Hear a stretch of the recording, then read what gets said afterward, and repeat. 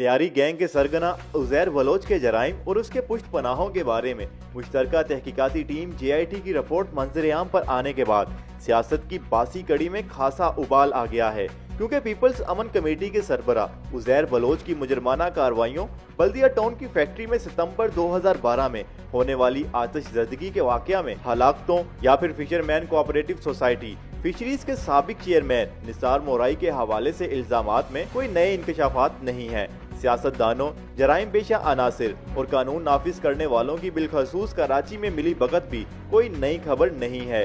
किसे मालूम नहीं कि MQM के ठगों ने भत्ता वसूल ना होने पर जिसकी रकम अब 25 करोड़ रुपए बताई जाती है, बल्दिया टाउन में गारमेंट्स फैक्ट्री को नजरे आतिश कर दिया, जिसमें 279 से जायद अफराद जान से हाथ धो बैठे। लेकिन इतने संगीन मामले को उस वक्त की हुकूमत में शामिल MQM, मुकामी पुलिस और इंतजामिया की मुबैना मिली भगत से दबा दिया गया। आज के सियासी तनाजुर में इस हद तक बेहतरी जरूर आई है कि ऐसा वाकया होना और किसी के कैफरे किरदार ना पहुंचना मुश्किल जरूर है पर नामुमकिन नहीं। लेकिन इस वक्त फोकस बल्दिया टाउन बल्कि उज़ैर बलोच की JIT रिपोर्ट वजह तस्मिया बनी हुई है और इस पर सियासत की जा रही है। इस हवाले से मामलात को हज़ियानी कैफियत तक पहुंचाने में वफाकी वजीर बहरी अमूर अली जैदी का कलीदी किरदार है, जिन्होंने ये मामला गुज़िश्ता माह के आखिर में कौमी असम्बली में उठाया। वजीर मौसूफ, जिनका ताल्लुक कराची से है, खासी सेमापा तबीयत के मालिक हैं। इनकी तर्ज गुफ्तगू और बदन बोली से ड्रामाबाजी झलकती है। उन्होंने इंकशाफ किया कि 2017 में दुबई से वापस आए तो मुलाजिम ने बताया कि मोटरसाइकिल सवार नामालूम शख्स एक खाकी लफाफा उनके नाम छोड़ गया है, जिसे उन्होंने अगले रोज खोला तो उसमें उज़ैर बलोच और निसार मोराई के बारे में JIT रिपोर्ट्स थीं। जैदी साहब हक्का बक्का रह गए, ये कौन सी मखलूक है जो उनके घर पर ये रिपोर्ट्स छोड़ गई हैं। बाद अज़ा उन्होंने अदालत का दरवाजा खटखटाया, जिसने फैसला दिया कि इन रिपोर्ट्स को मंजर-ए-आम पर लाया जाए।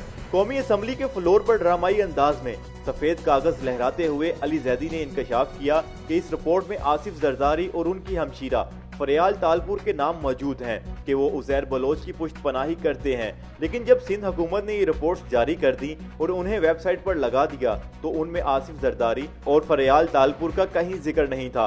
अब अली जैदी ने एक और इंकशाफ किया कि सिंध हुकूमत की जारी करदा JIT रिपोर्ट तहरीफ शुदा है, जबकि असल रिपोर्ट वो है जो मेरे पास है और अब सुप्रीम कोर्ट इसका अज़ खुद नोटिस लेकर फैसला करे। अमूमी तौर पर JIT की रिपोर्ट्स हुकूमत जारी करती है और अक्सर तो जारी ही नहीं होती और कुछ रिपोर्ट्स अदालतें जारी करने का हुक्म देती हैं। कुछ JITs अदलिया ने बनाई हैं, जैसा कि मियां नवाज शरीफ की बैरून मुल्क जायदादों के हवाले से सुप्रीम कोर्ट ने JIT तश्कील दी थी। लेकिन जिस अंदाज में मौजूदा हुकूमत ने उज़ैर बलोच की JIT को हैंडल किया है वो अपनी मिसाल आप है, जिसमें JIT जो एक संजीदा मामला होना चाहिए बाज़ेचा अतफाल बनकर रह गया है। इस रिपोर्ट के अफशा होने के बाद वफाक की सिंध हुकूमत पर सियासी यलगार को इंतहा के दर्जे पर पहुंचा दिया गया।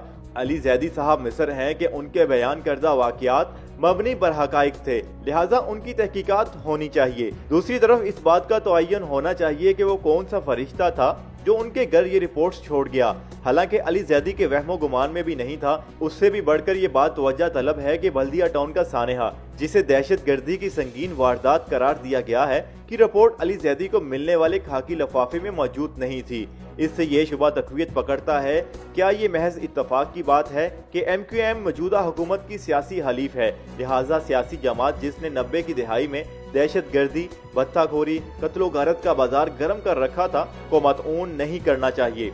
अगरचे आला अदालतों को सियासी मामलात में नहीं घसीटना चाहिए, लेकिन अब इसके सिवा चारा भी नहीं कि कोई आला फोरम ही ये फैसला करे कि कौन सी JIT की रिपोर्ट्स असली हैं और कौन सी नकली। अगर जैदी साहब ने वारदात की है तो फिर इनके खिलाफ कानूनी कार्रवाई के सिवा कोई चारा कार नहीं है। और अगर वजीर आला मुराद अली शाह ने नामुकम्मल रिपोर्ट जारी करके सिंध हुकूमत की वेबसाइट पर लगा दी है तो फिर उन्हें भी इस मनसब पर रहने का कोई हक नहीं है। उज़ैर बलोच एक छुटा हुआ बदमाश है, जिसके सर पर कम अज कम 198 अफराद के कत्ल का इल्जाम है। उज़ैर बलोच इस वक्त एजेंसियों की तहवील में कैद काट रहा है। माजी में पीपल्स पार्टी से इसका ताल्लुक कोई ढका छुपा नहीं, वो नाम नेहाद पीपल्स अमन कमेटी का सरबराह था। ये तंजीम MQM का मुकाबला करने के लिए बनाई गई थी।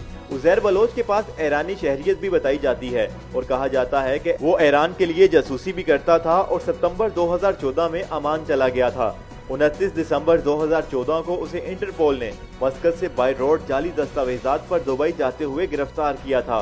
बाद अज़ां जनवरी 2016 में कराची से रेंजर्स ने उसे गिरफ्तार कर लिया। साबिक सदर आसिफ जरदारी और उनके साबिक जाती दोस्त जुल्फकार मिर्जा के उज़ैर बलोच से गहरे राब्ते भी ढके छुपे नहीं हैं, लेकिन मौसूफ 2 शुगर मिलें लेकर जरदारी साहब के अज़ली दुश्मन बन चुके हैं और अब तहरीक इंसाफ की गोद में बैठे हैं।